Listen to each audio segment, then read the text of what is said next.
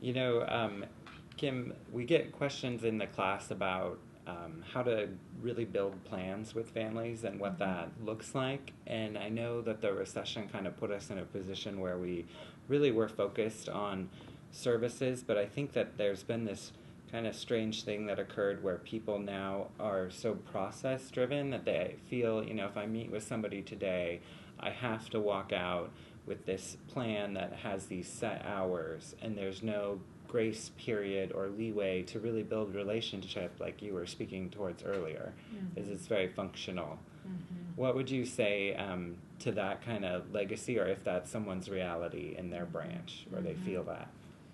Yeah, I think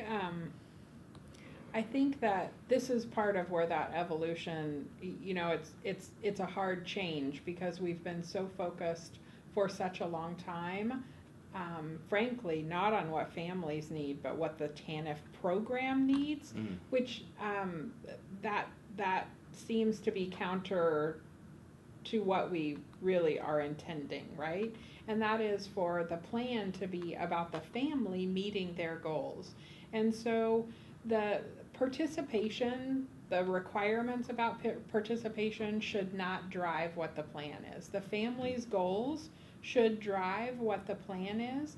And, it's really about how much that family is ready to be engaged. If the Mm-hmm. family is only ready to be engaged for 2 hours a week, that's great Mm-hmm. because that's 2 hours more than maybe they were doing the week before in really moving towards their goals.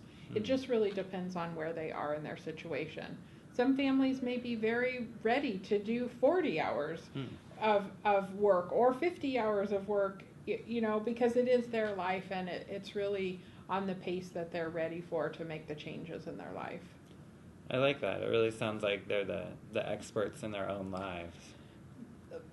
Absolutely. Just like you and I are the expert in our life, I mean, Mm-hmm. that's the respect that we really need to give the families that we're working with. I mean, Mm-hmm. they're the ones living and walking in their shoes every day. And so, we're just there to, help bring a listening ear Mm-hmm. to, you know, what the goals are and helping them problem solve and build some ideas about how they actually reach the goals that they have.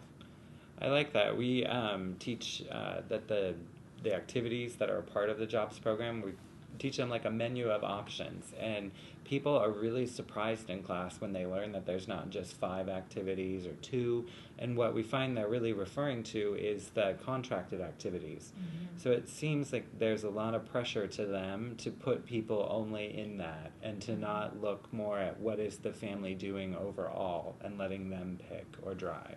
What would you kind of say to that? Yeah, the plan should be about the family's goals and what Mm. activities that they're currently doing to get them towards that goal, or what activities they would like to do to get towards that goal.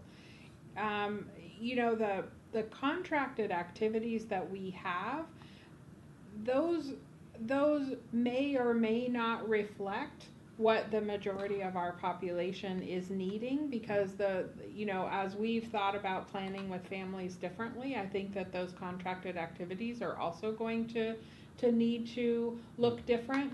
But we also really need to look in the community at what's available out there, because there's lots of different entities that provide services to families. And so if they're already engaged in something, Mm. why have them switch when they're already getting that Yeah. and have a connection there? And if they're making progress, then that's great. We shouldn't interrupt that. Kim, I think hearing you talk about that, it makes a lot of sense. And I think a lot of people would say that they agree. One piece, though, that seems to throw a wrench in there is their local re engagement process and what that looks like. And so some would say, there isn't that flexibility that we're just speaking about, or them in the driver's seat. What would you say about kind of that for branches? I would say that that's where I think there needs to be a conversation at the branch to really look at the process that they have and make sure that it's it's in alignment with the intent that we have, because re-engagement really is, it first has to look at the plan. Did we build that plan in true partnership with that customer, that participant, right? If we just sent them to an activity that may have not been value added to them, well, that probably is a place that we need to start and say, well, is the plan value added? Was it something they were engaged in a true partnership way and said that was important to them?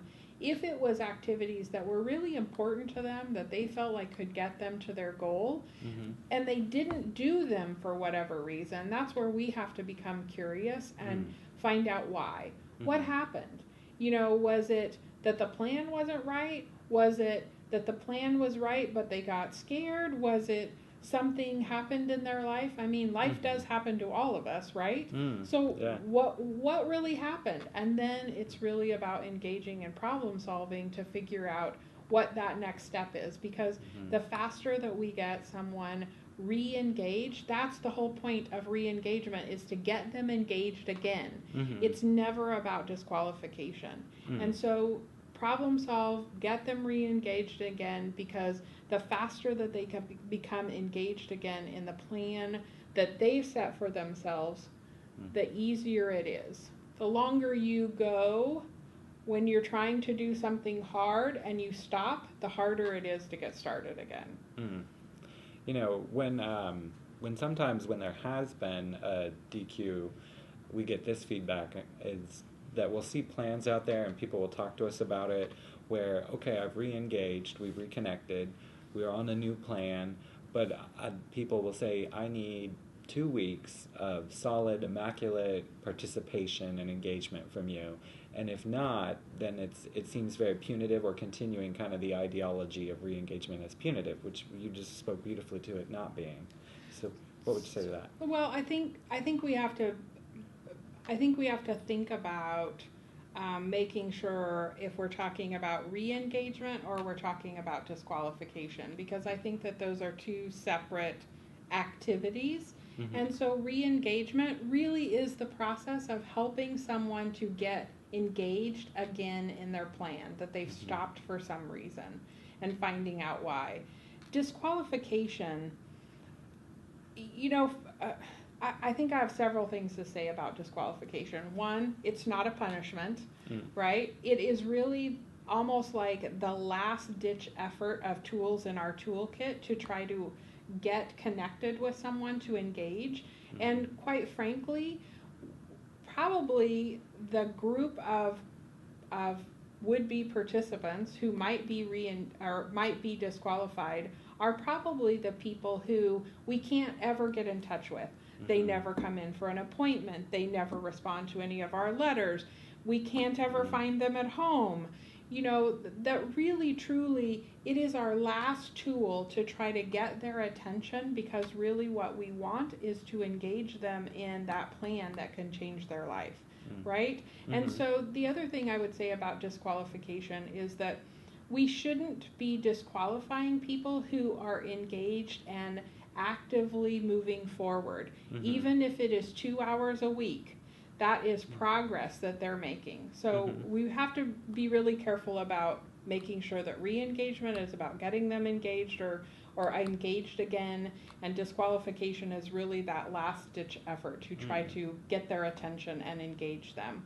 And I think that you know, again, that disqualification should be a rare instance, and when it does come into play, when they're participating, or I'm sorry, that's the wrong word, when they're engaged and they're actively doing something, it doesn't have to be perfect, right? It has to be making progress. And so if they're actively making progress, that's what we should be looking for in that 2-week time frame.